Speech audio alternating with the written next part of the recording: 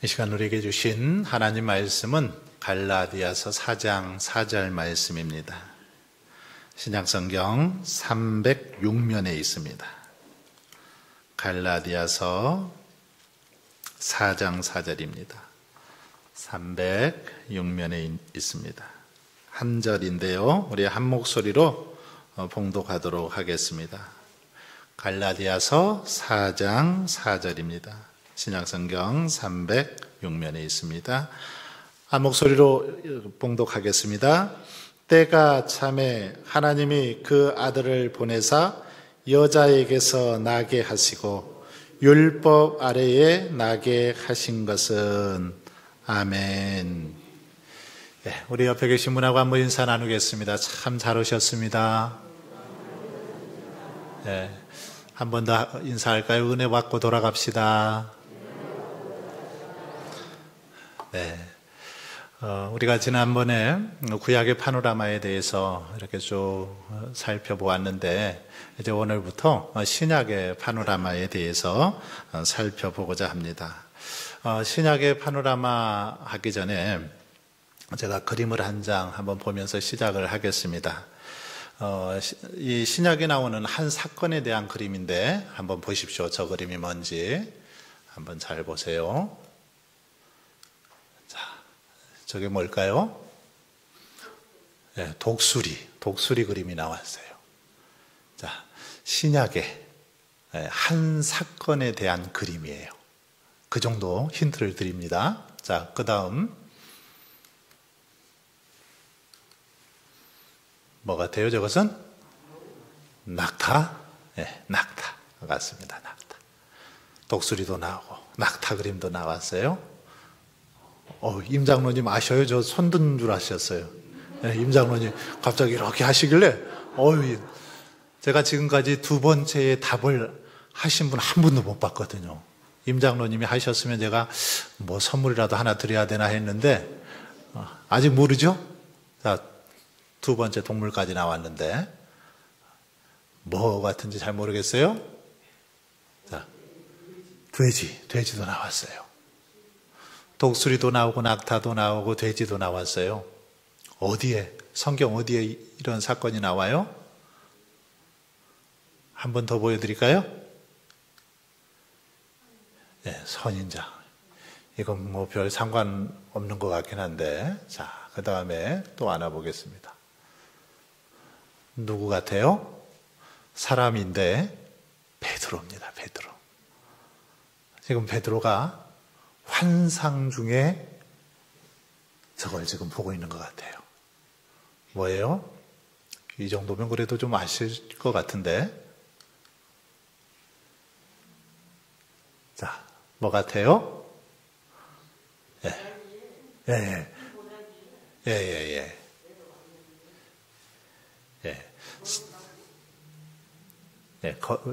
이 베드로의 환상입니다. 베드로의 환상. 사도행전 10장에 나옵니다. 사도행전 10장에 나오는데 베드로가 환상 가운데 이렇게 어떤 그림을 보냐면 저 보자기에 이렇게 저 동물들이 보자기에 쌓여서 내려오는 거죠. 근데 저 동물들 한번 보세요. 저 동물들 먹을 수 있는 동물인가요? 구약 시대에 특별히 레위기 11장에 보면 정한 동물, 부정한 동물과 이렇게 정한 동물과 부정한 동물을 이야기하면서 저 동물들은 먹지 못하는 동물들이었죠. 먹어서는 안 되는 부정한 동물에 속했습니다. 오늘날 뭐 우리들이 좋아하는 동물들인데, 그죠? 돼지도 있고, 뭐 토끼도 있고, 타조도 있고, 문어도 있고, 이런 거 실은 다 잘 먹는 건데, 구약 시대에는 먹으면 안 됐어요. 이렇게 먹을 수 있는 것은 되새김질을 하고, 그리고 이 발이 쪽발이 되는 거. 근데 뭐 낙타 같은 경우는 되새김질을 하는데 발이 이렇게 굽이 갈라지지가 않았죠. 그래서 안 됐고, 돼지는 어때요?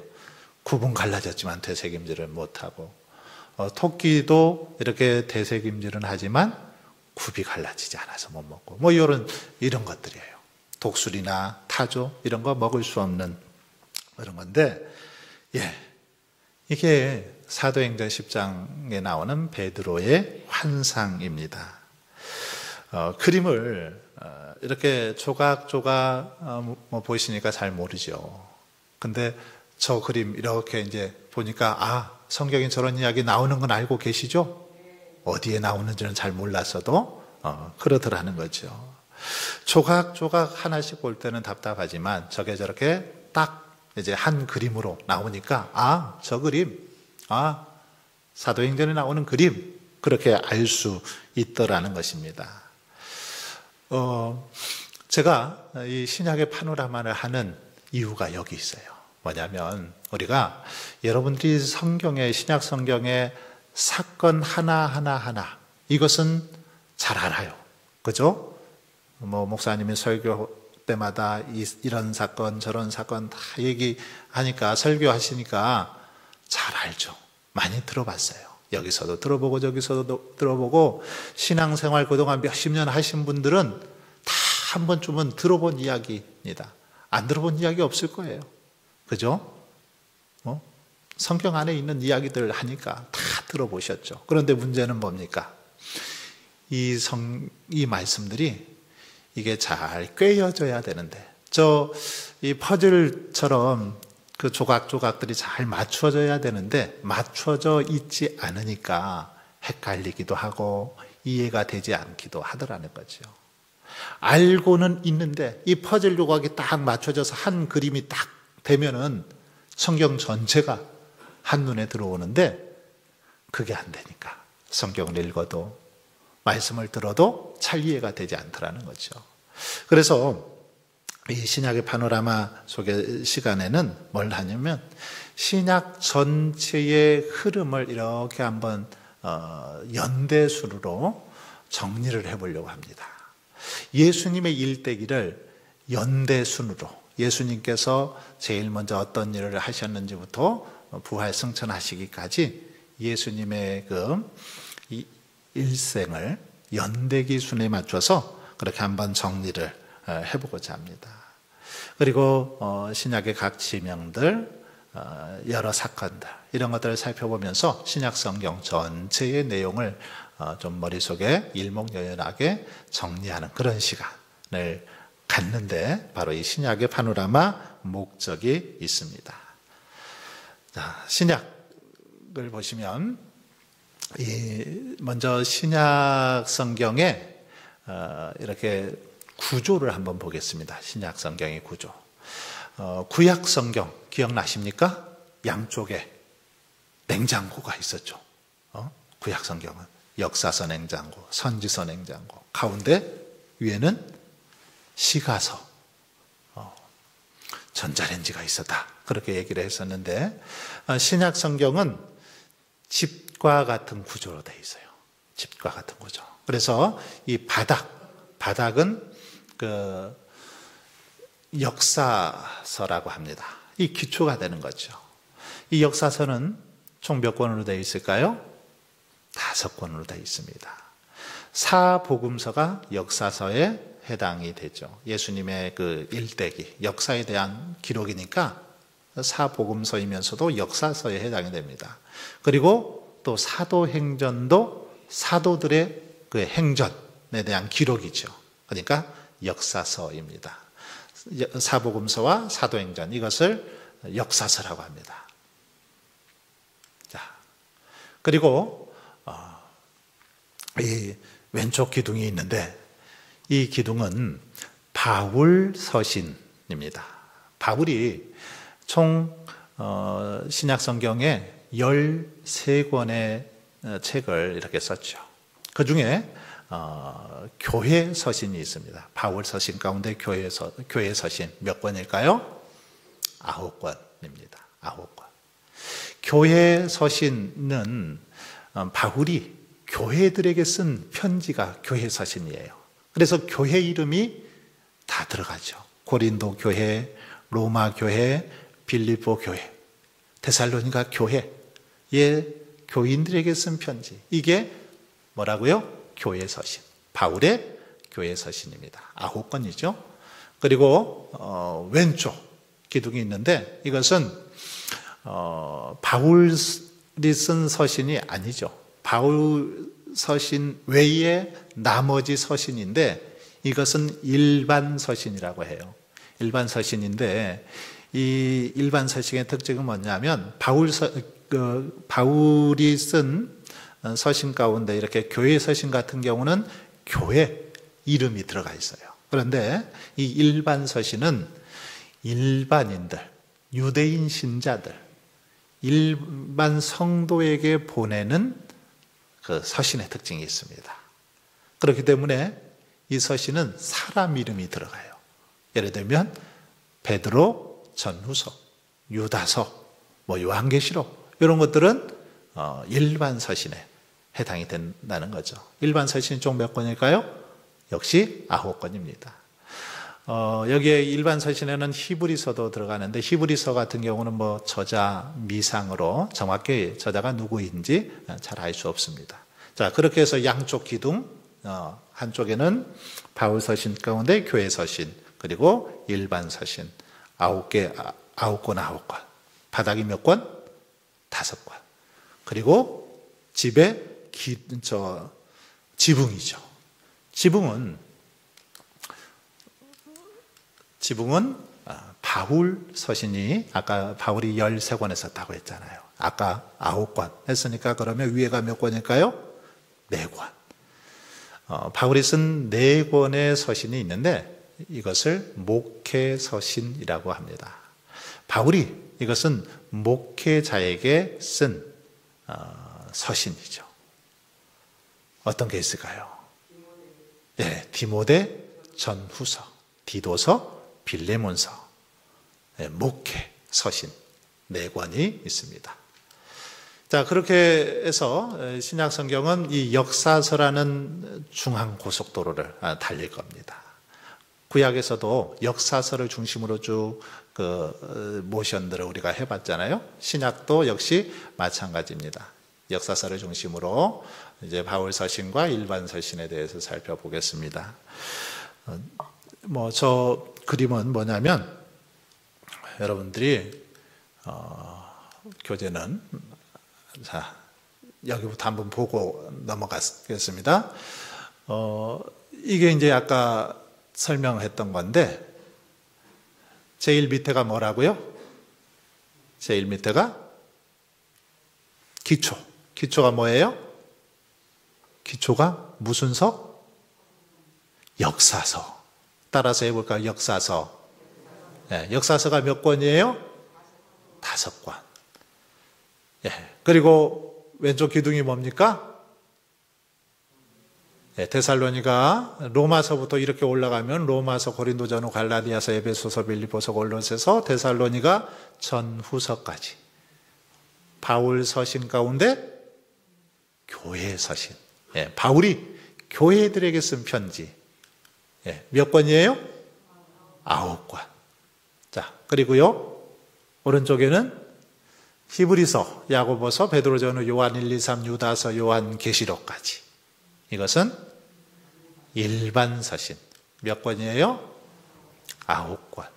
그리고 저 위에 지붕은 바울 서신 가운데 목회 서신, 디모데 전후, 디도서, 빌레몬서 이렇게 해서 4권입니다.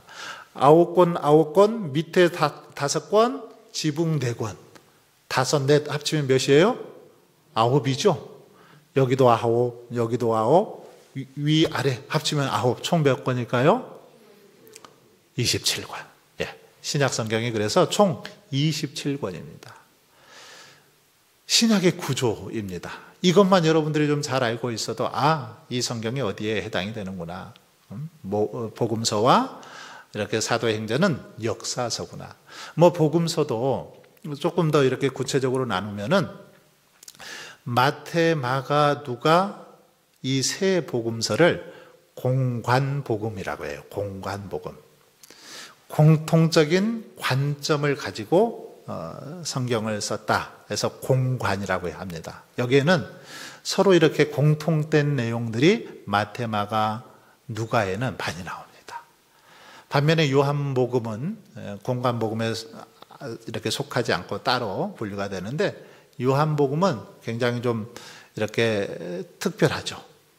좀 다릅니다. 전혀 좀 달라요. 그래서 공관복음과 요한복음으로 이렇게 나눠진다라는 사실을 기억했으면 좋겠고요. 자, 이것을 한번 여러분들이 옆에 계신 분하고 설명을 한번 해보시죠. 설명. 뭐 어렵지 않겠죠. 신약 성경에 대해서 내가 신약 성경의 구조에 대해서 한번 내가 설명해 줄게 하면서 신약은 먼저 이렇게 신약의 구조는 직과 같은데 먼저 이 바닥은 역사서야. 역사서는 5권이야. 그리고 왼쪽 기둥은 바울 서신 중에 교회 서신이야. 9권으로 되어 있어. 이러면서 한번 설명을 해보는 겁니다. 자, 오늘 교회 안 나오신 분을 생각하시면서 설명을 한번 해보는 겁니다. 시작. 한번 하겠습니다. 네, 하세요. 교회 나오지 않은 옆에 지금 안 나온 사람 있다고 생각하고 한번 해보세요. 네, 빨리 해보세요. 네, 말 않고 계신 분들만 시키려고 제가. 네. 네, 빨리 하세요. 네, 그냥 보고 설명을 한번 해보세요. 네. 신약 성경은 이 구조가 집과 같이 돼 있어. 그러면서 이 기초 바닥은 5권의 역사서로 되어 있고 왼쪽 기둥은 9개의 바울의 교회 서신으로 돼 있어. 그러면서 이 쭉 교회 서신에 관한 책도 이거가 교회 서신이야. 교회 이름이 들어간 게 교회 서신이야. 그리고 또 오른쪽 기둥이 있는데 이것은 일반 서신이야. 일반 유대인 신자들에게 보냈다고 해서 그들의 이름이 저기 들어있어. 그리고 지붕은 바울의 목회 서신인데 목회적 관점에서 이렇게 목회자들에게 후배 동역자들에게 쓴 그런 서신이야. 그렇게 설명하면은 100점이에요, 100점. 한번 해볼까요? 한 번만 더 기회를 드리겠습니다. 자, 시작. 저 보지 말고 옆 사람 보고 한번 해보세요. 짝꿍을 쳐서 해야 되겠네. 자, 짝꿍 쳐서 한번 해보세요. 오른쪽에 있는 분이 먼저 한번 하세요. 네.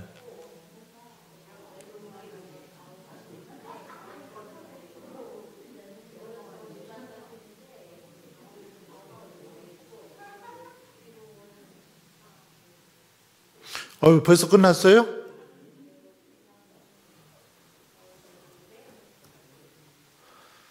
자, 다 끝났어요? 설명 끝?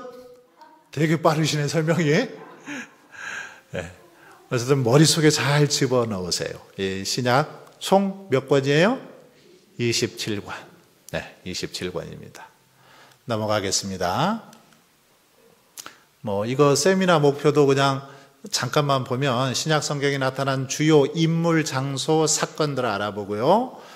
이것을 연대순으로 배열하고 지역적인 사건들을 찾아내고 역사서에 나타난 핵심 단어들을 알게 합니다. 역사서의 구조를 하나로 묶고 신약 성경을 구체적으로 알 수 있도록 돕습니다. 그리고 7번 매일의 생활 속의 말씀과 기도에 대한 열정을 불러일으키는 데 목적이 있습니다. 성경을 열심히 보는데 목적이 있는 거죠. 이걸 잘 알아서 우리가 성경을 재미있게 좀 보도록 하기 위한 목적이 있습니다.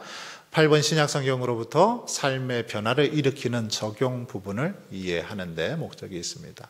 규칙, 기록하거나 녹음할 필요 없습니다. 전혀 하실 필요 없고 그냥 잘 듣고 따라 하시면 되겠습니다. 애우려고 애쓰지 마십시오. 그렇다고 주무시면 안 됩니다. 네, 저렇게 주무시면 안 돼요. 애울 필요 없습니다. 하지만 하다 보면 애워질 겁니다. 자, 즐기는 것을 두려워하지 마십시오.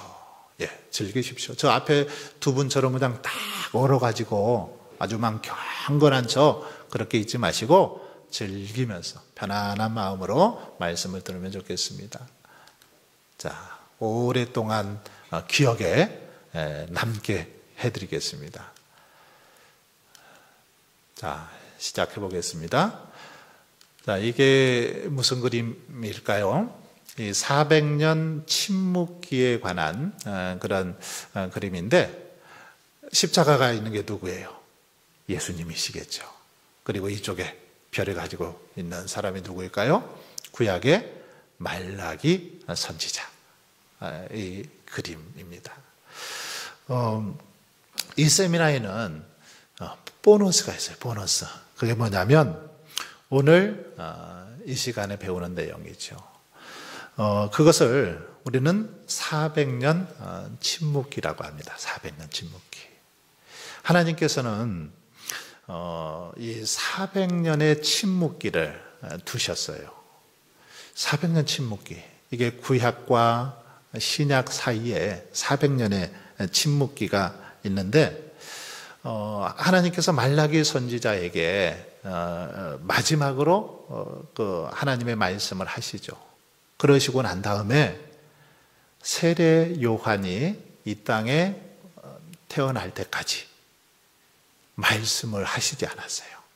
그러니까 선지자들을 통해서 그동안 계속해서 구약 성경에 많은 선지자들이 있지 않습니까? 이 선지자들을 통해서 계속해서 하나님께서 예언의 말씀을 하셨는데 이스라엘 백성들을 향해서 이러저러한 많은 말씀들을 하셨는데 말라기 선지자 이후에는 이 말씀을 안 하셨어요. 누구 때까지요? 세례 요한이 탄생하기 전까지. 이 기간을 하나님께서 말씀하지 않고 침묵하셨다 해서 이 기간을 뭐라고 말하냐면 400년 침묵기다. 이렇게 우리는 말하고 있습니다. 구약 우리가 모션을 했었잖아요. 구약 성경 모션 할 때 마지막 부분이 뭐였어요? 400년 침묵 그리스도. 이게 구약 성경 마지막이었잖아요. 400년 침묵 그리스도까지가 구약 성경 마지막이었는데 바로 이 400년 침묵기라는 거죠. 여러분 한번 400년 침묵기 성경 어디에 나오는지 한번 살펴볼까요? 400년 침묵기가 어디에 나올까요? 성경을 한번 펴보세요. 말라기서 그리고 말라기서 다음에 마태복음이 시작되거든요. 그 사이를 한번 펴보세요. 뭐가 나오는지. 성경 한번 잘 찾아보세요. 400년 침묵기에 관해서 기록되어 있을 텐데 제 성경에만 나와 있나? 여러분 성경에는 없나요? 자, 한번 성경책 펴보세요. 구약 성경 마지막 책이 뭐예요? 말라기서죠. 말라기가 몇 장이에요? 4장. 말라기 4장 다음에가 그 다음에 뭐가 있어요? 그 다음에 흰 종이가 하나 이렇게 돼 있어요. 흰 종이. 그죠? 흰 종이가 하나 있고 가운데 있고 그 다음에 뭐예요? 그 다음에 마태복음이 시작되거든요. 이 흰 종이 여기가 바로 침묵기예요. 이게 침묵기죠. 어떤 성경은 흰 종이가 없을 수도 있어요. 그런데 중요한 것은 이 구약 성경 말라기서와 신약 성경 마태복음 사이, 이 사이에 400년 동안 하나님께서 침묵하는 기간을 가지셨다라는 말입니다. 그런데 여러분, 이 400년 침묵기는 어떻습니까? 하나님께서 이 400년 침묵기 그냥 아무것도 안 하셨을까요?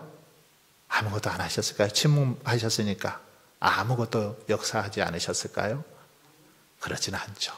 하나님은 침묵하셨지만 그러나 여전히 일하셨어요. 세계 이 열강들을 하나님께서는 이렇게 주관하시고 열강들의 역사를 주관하시고 섭리하셔서 일하셨어요. 여러분 이렇게 호숫가에 가면 백조 있잖아요. 백조나 오리가 물에 탁 떠서 아주 그냥 우아하게 탁 이렇게 앉아 있잖아요. 물 위에 떠 있잖아요. 근데 이 오리나 백조 이런 것들이 우아하게 폼은 잡고 있지만 밑에 발은 어떻게 해요?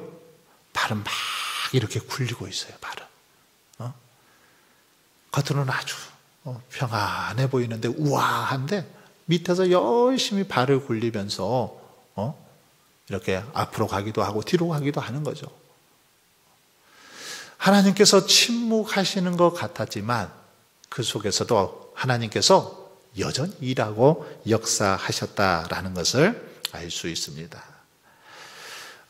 말라기에 보면 하나님께서 말라기 선지자를 통해서 그런 말씀을 하시죠. 내가 사자를 보내리니 그가 내 앞에서 길을 예비할 것이다. 이런 말씀을 남기고는 400년의 시간이 흐르게 됩니다. 그리고 나서 이제 세례 요한이 이렇게 탄생하게 되죠. 자, 그래서 이렇게 400년 침묵부터 말라기와 마태복음 여기까지를 한번 모션을 한번 해볼게요. 모션을 해보겠습니다. 자, 400년은 구약에서도 해봤으니까 이것을 해서 400년, 자, 400년 침묵. 예, 여기까지는 지난번에도 했죠. 침묵. 그 다음에 말라기, 마태복음. 예, 쉽죠? 여기까지만 한번 해보겠습니다. 400년 침묵, 말라기, 마태복음. 예, 말라기와 마태복음 사이에 400년의 침묵 시간이 있었다라는 것입니다. 자, 이 400년 이 침묵 시간에 하나님께서는 일하셨다라는 거죠. 그렇기 때문에 실은 400년의 이 침묵 시간은 침묵은 하셨지만 계속해서 밑에서 이렇게 열강들을 움직이고 하나님의 어떤 놀라운 이 섭리를 통해서 계속해서 일하신 것을 볼 수 있습니다. 비록 뭐 성경에는 나와 있지 않지만 이 시기에 세계 열강들의 역사를 보면 하나님께서 그들을 통해서 어떻게 일하셨는지를 알 수 있어요. 한번 보겠습니다. 400년 이 침묵 기간에 보시면 열강들이 나오는데 다니엘서 2장에 보면 다니엘 선지자를 통해서 하나님께서 그 신상에 대해서 이렇게 이야기를 하면서 그 신상이 지금 저런 모양으로 돼 있다고 이야기를 해요. 자, 재료를 보면 이 머리 부분이죠. 머리 부분은 뭘로 돼 있어요? 금으로 돼 있는데 여기는 어디를 상징하냐면 바벨론을 상징합니다. 그 다음 이 가슴과 팔, 이건 뭐예요? 은이죠. 은. 이것은 바사 제국을 상징합니다. 페르시아 제국이죠. 그리고 배 부분, 이건 동으로 되어 있는데 헬라 제국을 상징하죠. 그리고 이 허벅지 부분 있죠. 여기는 철로 되어 있는데 로마 제국을 상징합니다. 그리고 종아리 부분, 발 부분은 철과 진흙으로 이렇게 섞여 있는데 로마 제국 이후를 상징하는 것을 볼 수 있습니다. 다니엘서 2장에 이 신상에 대해서 이렇게 나오면서 이러이러한 나라가 일어나서 앞으로 그렇게 세계가 바뀌게 될 것을 보여주고 있죠. 자, 열강들을 한번 보시면 정치 열강, 여기 보시면 아수르라는 나라가 나오죠. 구약 성경에서 우리가 아수르, 이스라엘 딱 나와야 되는데 그 다음에 아수르, 이스라엘, 그 다음에 왜 안 나와요? 아수르, 이스라엘, 흩음. 네? 아수르, 이스라엘, 흩음. 모션 열심히 했잖아요. 그동안 했잖아요. 아수르라는 나라를 통해서 하나님께서 이스라엘 백성들을 다 흩어버리잖아요. 바벨론이나 뭐 메데, 바사 이런 쪽으로 흩어버려요. 왜요? 이스라엘 백성들이 범죄하니까 하나님의 말씀을 안 들으니까 하나님께서 심판하셔서 다 흩어버립니다. 자, 사르곤 2세나 또 이 뭐 사네립이라는 인물들 나오는데요. 자, 그리고 아수르 다음에 어떤 제국이 등장하죠? 바벨론. 바벨론은 또 어떤 일을 했어요? 구약 성경에서 바벨론 유다 포로 70년. 바벨론 유다 포로 70년 했잖아요. 열심히 했는데 바벨론 제국이 일어나서 이제 유다, 북이스라엘은 아수르에 의해서 멸망하게 되고 남유다는 바로 바벨론에 의해서 포로로 끌려가죠. 그래서 나라가 멸망합니다. 자, 그런데 그 이후에 어떻게 해요? 바벨론도 바사라는 나라에 의해서 이제 멸망을 합니다. 바사가 새로운 강대국으로 떠오르게 되죠. 그래서 이 바사 왕 고레스가 어떻게 하나님의 때가 되니까 70년이 되니까 바벨론 포로로 끌려간 지 70년이 되니까 이스라엘 백성들을 귀환해 줍니다. 포로에서 귀환시켜 주죠. 하나님께서 바사 왕 고레스를 통해서 역사하시더라는 겁니다. 자, 그리고요. 여기까지가 우리가 구약에서 살펴보았어요. 바사 제국까지.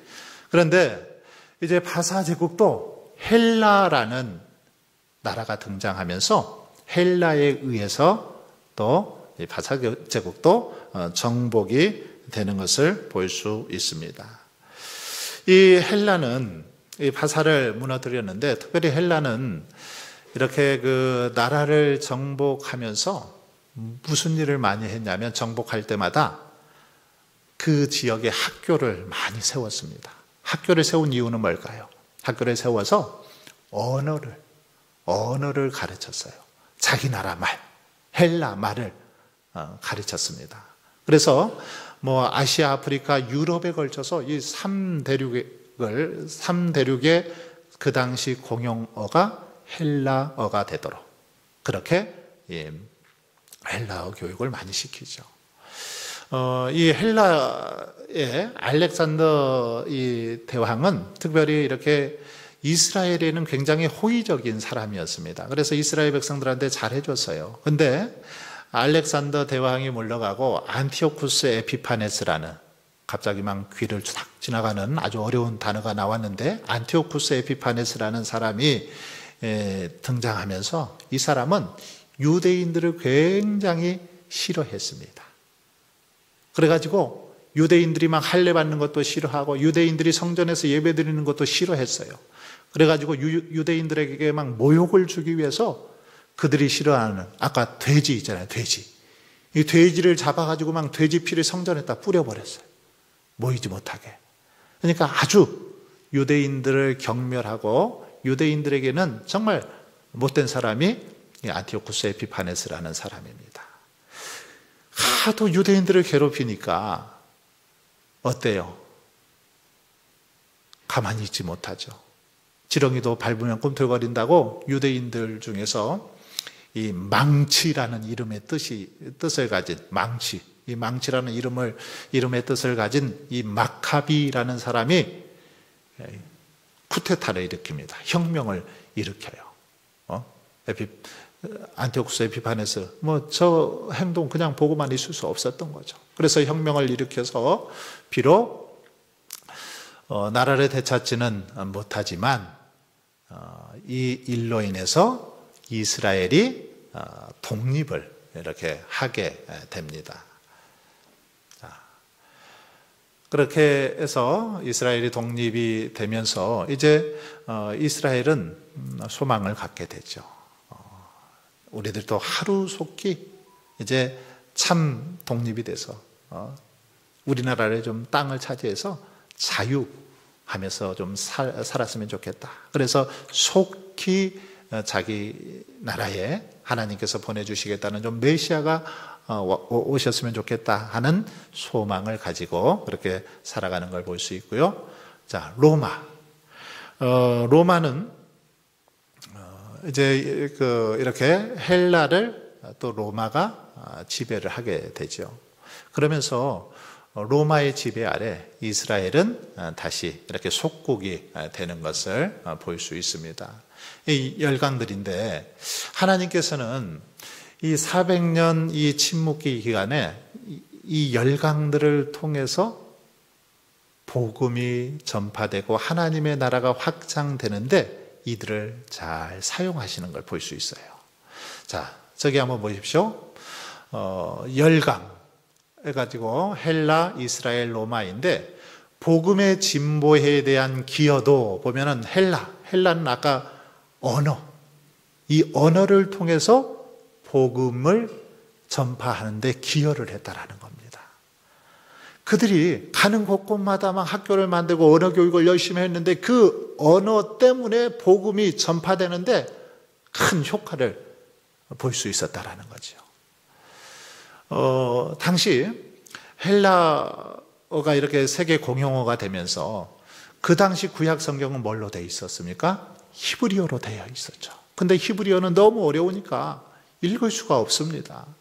잘 볼 수가 없죠, 성경을. 그런데 이때 70명의 사람들을 뽑아가지고 이 구약의 성경을 번역을 합니다.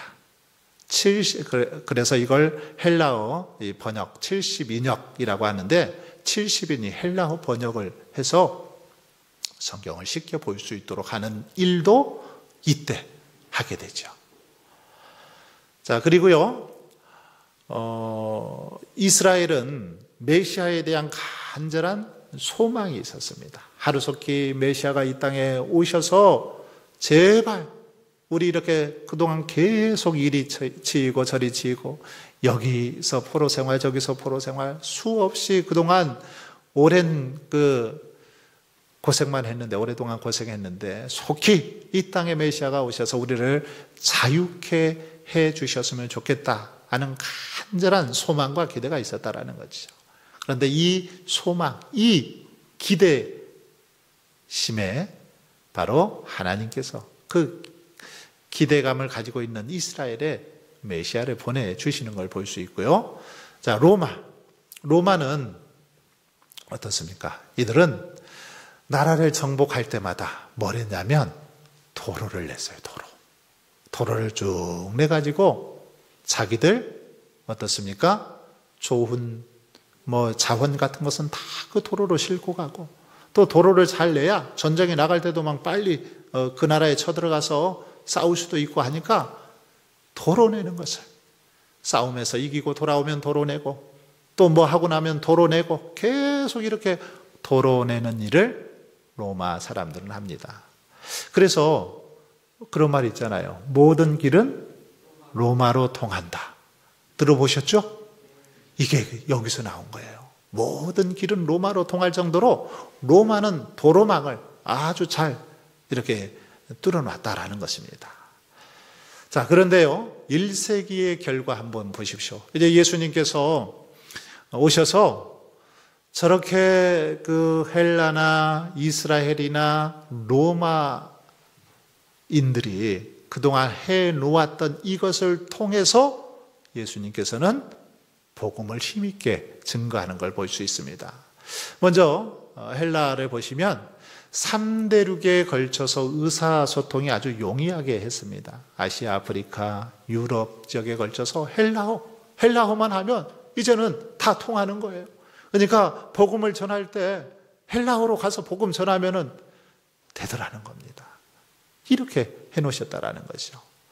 두 번째, 이스라엘은 왕과 그의 왕국에 대한 기대감을 갖게 했다라는 것입니다. 하나님의 나라 그리고 메시아에 대한 기대감, 간절히 사모하는 그 마음을 갖도록 품도록 해주셨다라는 거죠. 로마는 세계 전역을 효과적으로 이렇게 여행할 수 있도록 했습니다. 그래서 이렇게 로마인들이 잘 닦아놓은 이 도로로 누가요? 제자들이, 바울이 이 길로 돌아다니면서 복음을 전했다는 거 아닙니까? 하나님께서 이렇게 열강들이 다 준비해 놓게 하셔서 이 길을 통해서 복음을 아주 효과적으로 전할 수 있도록 하셨다라는 거죠. 21세기와 비교를 해보면 어떨까요? 21세기 오늘날은 어떻습니까? 어느 나라와도 의사소통이 가능한 시대에 우리가 살고 있죠. 영어가 요즘은 만국어가 됐죠. 영어가 아니더라도 요즘은 워낙 과학이 발달해서 번역기가 있어요. 번역기. 그래서 여기서 그냥 한국말로 하면 저쪽 사람이 들을 때는 그 나라 사람 말로 들을 수 있도록 그렇게 돼요. 제가 한국말로 해도 그 사람은 중국말로 알아듣고 영어로 알아듣고 러시아 말로 알아듣는 그런 이제 세상이 됐습니다. 그래서 어느 나라 어느 와도 의사소통이 가능한 지금 시대가 되었죠. 그리고요, 보이지 않는 세계에 대한 그 열망이 훨씬 더 강해졌습니다. 예, 오늘날 이렇게 뭐 과거는 더 발달했지만 영적인 세계, 보이지 않는 세계에 대한 관심들이 훨씬 더 많이 있습니다. 자, 그리고요, 전 세계를 30시간 안에 다 여행이 가능한 시대가 되었어요.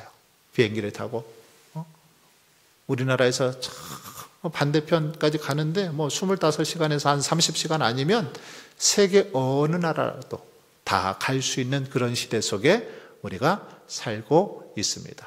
그러니 어때요?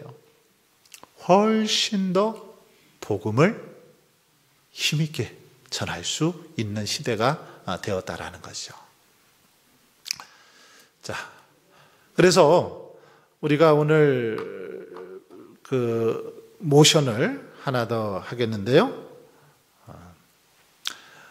열강들부터 하겠습니다. 열강들을 통해서 하나님께서 역사하시는데, 열강들 할 때는 뭐냐면 역기 아세요? 바벨, 이 역기를 드는 연습을 하는 겁니다. 자, 열강들 힘을 쓰세요. 열강들. 예, 열강들. 그 다음에 뭐냐면 헬라가 나오죠. 헬라. 이 헬라는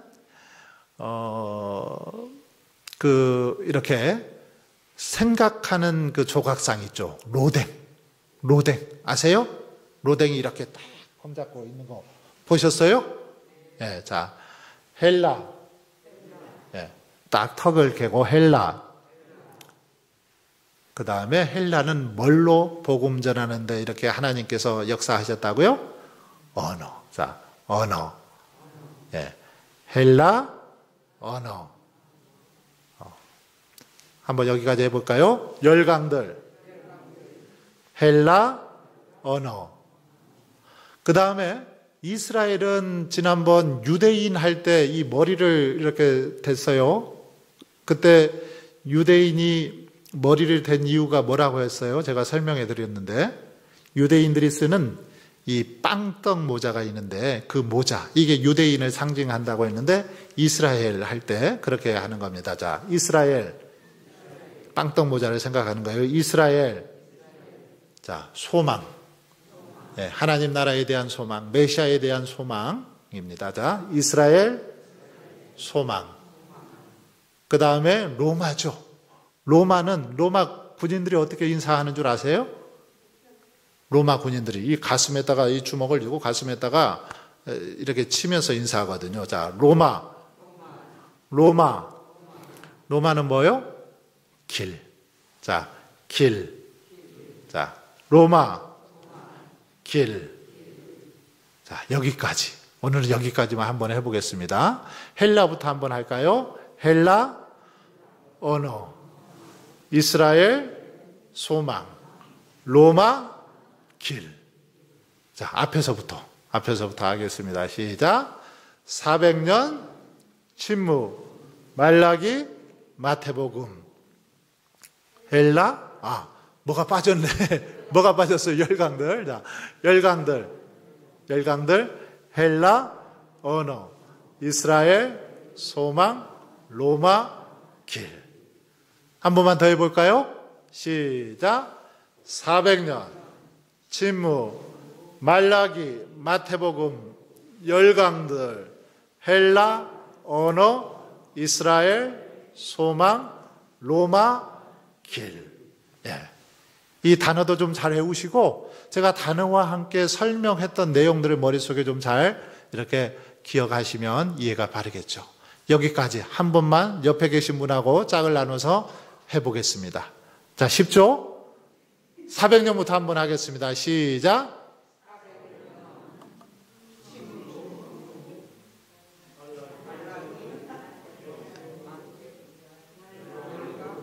네.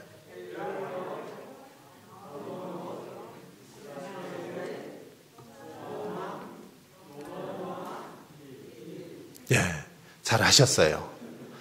자, 이렇게 해서 하나님께서 오늘 우리가 갈라디아서 4장 4절을 읽었는데 여기 보니까 때가 참에라는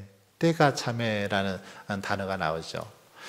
하나님께서 이 400년의 이 때, 침묵기, 이 때가 이제 다 지나감에 하나님께서 예비하신 예수 그리스도를 보내주셨다라는 사실을 갈라디아서 4장 4절에서 이렇게 보여주고 있는 걸 볼 수 있습니다. 그래서 때가 참에, 이 한자 한자가 100년씩이에요. 400년, 때가 참에 400년 침묵기 이후에 하나님께서 역사하셨음을 보게 됩니다.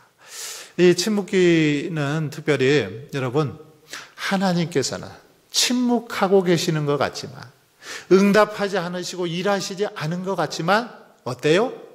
여전히 일하고 계신다는 거예요.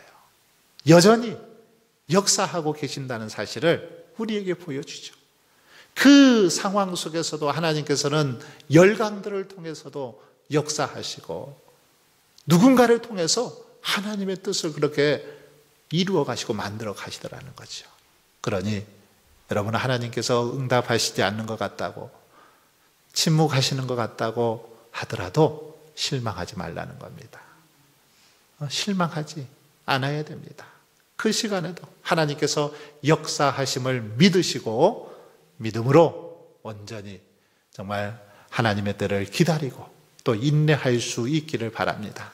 그럴 때 때가 참에 하나님께서 역사하여 주시고 인도해 주실 줄 믿습니다.